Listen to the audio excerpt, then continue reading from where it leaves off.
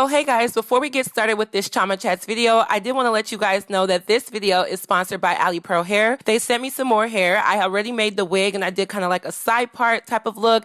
And this is their natural wave texture and I'm just going to show you how I spruced up the wig. We all know that curly hair desperately needs water, so I'm just going to be using some water and I'm going to be spraying this all around the head. I'm also going to be taking a little brush and I'm going to be defining the curls. So I pretty much drench my hair with the water, spray it all around, making sure I lift up the hair and get inside the roots, and I comb the hair. Next thing you'll need is some leave-in conditioner. I'm using this one from Eco Styler. This is their black seed one, and I also use this one in my natural hair. A little goes a long way, so you're just going to spray the surface and the tips. To really define the hair, you're going to want to use a comb because this then makes sure that all the hair is being coated. So you're going to see that the hair gets really defined.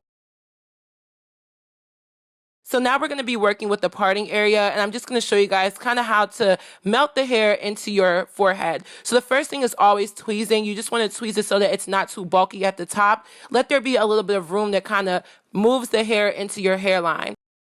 So when I'm done tweezing, this is what the wig looks like, and I know it looks really cute. So as you can see, the color of my lace is not the best. It doesn't really match with my forehead and my skin tone, so I'm actually going to be taking some of my pressed powder. You want to use any powder that just matches your skin color so that it can blend into your forehead, blend into your scalp, and just look like your own natural hair. And you're just going to be using a makeup brush, anything that you can use to pick up the product from the makeup and apply it into the lace. So I'm just going to be dusting that in there. You really don't need too much, and make sure you just do it lightly. That way it doesn't get all over the hair. And then you want to definitely do it on the front part of the lace. And that's pretty much how I got this look. So let's get right into this Chioma Chats video. Hi guys, I'm back with another video. So today's video is another Chioma Chats video. Chioma Chat. Chioma Chat. Chioma Chats. Chioma Chats. Chioma Chats. Hey. Chioma Chats. Chioma Chats. Chioma Chats. Hey. So today's video title is Cyn Santanna is Right. So if you guys haven't heard, Cyn Santanna has recently made some comments. Well, actually these comments were made a while ago, but it has resurfaced. Cyn Santanna made some comments that have rubbed a lot of African American women the wrong way. So I came across the article and it says, Cyn Santanna apologizes for saying black men cater to Spanish women. Cyn Santanna is not everyone's favorite person right about now. An old audio clip of Angela Yee's podcast, Lip Service, resurfaced where the Love and Hip Hop New York star can be heard making the comment, quote unquote, black guys cater to us Spanish girls, especially because they don't have attitudes like black women. So this was said approximately 2-ish, 3-ish years ago. And so of course somehow somebody decided to be messy, somebody decided to be grimy and dig up this old tea, and now the internet is talking about it. Now I kind of looked at the situation and I thought to myself, what she said is very wrong, you know, because of course, anybody who is of the demographic that is being put down is going to feel some type of way. But then I told myself, I don't want to be biased. I want to be fair. Let me look at it from that point of view. So that's exactly what we're going to be talking about today. So let's get right into this video. I broke this video down into 3 talking points that I wanted to discuss because I feel like a lot of people are going in on her, but the people that are going in on her honestly shouldn't necessarily be going in on her, because the statement that she actually made, in all honesty, unpopular opinion, is actually kind of true. And so to attack someone who is benefiting from our black men, per se, is not necessarily smart to attack the person who actually is making the statement that is true. It's kind of one of those things where it's like a truth that you don't want to hear, or, you know, you may not want to hear the truth, but it is just the truth. It is what it is. Point number 1 is black women need to stop claiming that everybody is black. Black women need to also stop making non-black women famous. When I get on social media, the forefront of a lot of black women are people who are not even black or not even fully black. People who are biracial, racially ambiguous, people that don't necessarily look like the average black person would, okay? So the issue with this is that because you claim everybody and everyone wants to one-drop rule everybody and just say that, oh, this person is this, and everybody wants to say that each person that has a smicket, y'all remember my word, smicket, of black in them is a part of the culture, and then get upset when they're able to get certain privileges or benefits that other people within the race who are 100% black cannot get just like they could. You place these girls on a pedestal and make them seem like they're better. You support them, you buy their products, you buy their merchandise, you follow them on Instagram, you gas their head up, you boost their confidence, what makes them feel like they are above you and that you are beneath them. And then you sit in that agony, or you sit in that situation and make it seem like that's just how it is. And then a lot of you are saying that Hispanics are black, which is false. And a lot of people want to say if an Afro-Latina has African descent, then that makes them a black person, when let's be real, we know that most of those people don't claim to be black at all. And I do want to call out the fact that a lot of Latinas or Hispanics will often try to use black words, black culture, or anything black when it's convenient or appropriate for them. And I'm not saying this to bash them because I don't want anybody to take offense, but like Cyn Santanna said, she grew up using the N-word thinking that she was just allowed to use it because she was non-white. But essentially, you're not a black person, so I mean, some people are going to draw the line how they want to draw the line. And I feel like when it's appropriate for them to capitalize off of something that is of black people's culture, then they go ahead and do it. Just like Cardi B. Cardi B is not black, but because people know she's Dominican, and then people know that Dominicans have background where it's African descent, they think, oh, African, black, you have some black in you because you're Dominican, so you're black. And then that's not it. So you guys sit up here and get mad when a lot of these people who are non-black portray these black caricatures and stereotypes, the negative ones of black women. You sit up here and you chastise them for them, but you are the ones that sat up there and put them on a pedestal to make them think that they are all a part of this race. I feel like Cardi B attracts more black attention than any other demographic, than any other ethnicity, than any other race. Black people support Cardi B and will praise her for acting the way that she does, which is a negative stereotype or characteristics of some black people, some black women within this race. But then when things like this happen, now you want to be up in arms. No, you are the ones that place them on a pedestal to make it seem like it was acceptable for them to act that way. Just because you one drop rule them, stop making them believe that they're black. You cannot do that. I never understand why a lot of black people, especially black women, get mad at non-black women for extending these negative stereotypes and these malicious mannerisms when oftentimes you sit up there and you claim these women as one of your own. So when they do it and they can get away with it because they don't phenotypically look like you cannot get upset with them for some of the things that they say and the way how they act. I want us to reconsider who we are allowing to be considered us, because this is kind of how sometimes these things come about. Now, point number 2 is the lack of accountability with Cyn Santanna. Now, I'm going to give her a benefit of the doubt because, one, she did apologize for saying what she said, and she did want to be open to the discussion, but I just don't like when people make it seem like, oh, I said this 2 years ago, and that's old. Granted, yes, I don't believe anybody's the same person that they were even yesterday. Your opinions and your ways can change at the split of a second, but at the end of the day, I feel like that should have never been said. Just own up to what you said, which she apologized for, and she was ready to open the discussion. I want her to be accountable in terms of you said what you said and you meant what you said. What I don't like is the fact that she's trying to renege and make it seem like, oh, she didn't mean it like that. No, you know what you said and you meant what you said. You said what you said. Just own it. Oftentimes we allow people to kind of shift us away from our opinions, feelings, and thoughts, and then we get kind of clustered in the people who were with us and then the people who are going to drag us. And if you mean something wholeheartedly, you said it for that reason. You could hear in the audio clip, she was like, oh, no, I'm not even going to say that because I'm going to get in trouble. But we all know that she meant what she meant and she meant what she said. And oftentimes I get on YouTube and people drag me and say, well, Chioma, you're this, that, and the third. But I said what I said, I meant what I said, and I'm going to say it again, okay? Now, the third and main part of this video is the societal hypocrisy. The reason why I said Cyn Santanna is right is because it is true. Do not sit up here and get mad at this Hispanic Latina woman for her comments about how people of the black race, the men of the black race, treat her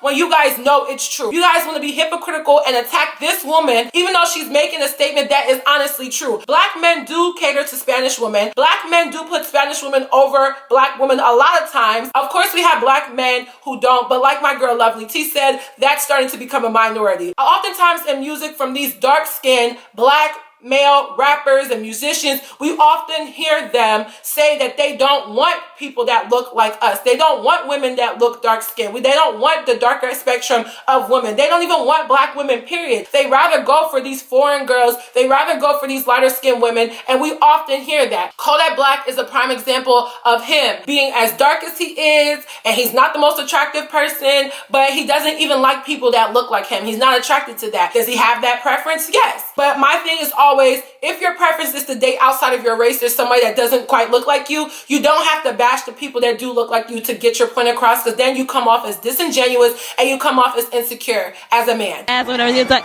you like black. You said you like black girls, but you said it's just like. I answered this question. I answered this question earlier. You know. Yeah. I don't feel like I have a need to simplify it again, but I'm gonna simplify it again. You know, I carry myself like I'm an average dude because I don't see myself no better than him, no better than him, you know, or no less than him. So if he could say that he likes skinny women, if he prefers skinny women more than a more chubby or heavyset women, he could say that and nobody won't get mad at him. I just said I don't like women with my complexion. I like light-skinned women. I want you to be lighter than me. I love African American women, but I just don't like my skin complexion. Okay. Well, I like your skin complexion. We too gutter. Black people, my complexion, we too gutter. Light-skinned women, they most sensitive, you know? There's some dark-skinned women out here sensitive. No, they too tough. They too tough. Light-skinned women, we could break them down more easy, you know what I'm saying? Okay. Yeah. We also have the example of Lil Wayne and his song.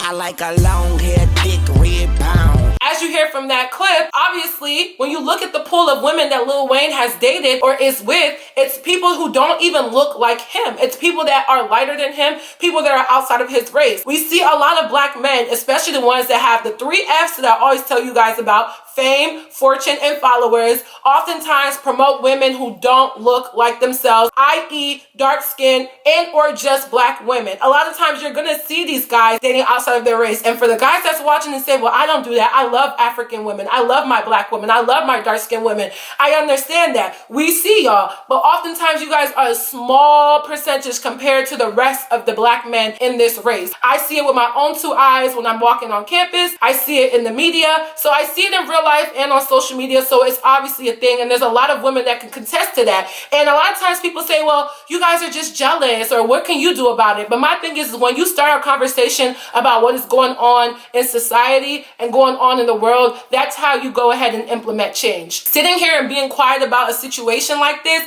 is not going to do anything. The only thing we can do as dark-skinned black women is honestly find the men who actually do love us and appreciate us, or just date outside of your race. As you guys can see, Cyn Santanna has been conditioned by a lot of the black men that are of the black race to believe that she is better than black women, that she does look better than black women, that she can get away with acting like the stereotypical ratchet, angry, aggressive, argumentative black woman, but it looks good on her, because that's how people have been conditioned to believe. Unfortunately for her, she was hyped up probably from childbirth up until now to believe that she is superior or is over than the black woman that she grew up around, and that's why she was able to make the comments. And honestly, I can't blame her for being conditioned to be that way. May it be wrong? Yes, but she's not the one to attack. It's really the black men that have gassed her head up. And black men, I'm gonna need you guys to be a little bit more secure with yourselves, because a lot of times you say, well, we love black women. We do, we are attracted to them, but it's just the way how they act. Okay, but if it's the way how we act and we're angry and we're argumentative, we're all these malicious, derogatory things, why is it okay for someone of a different culture,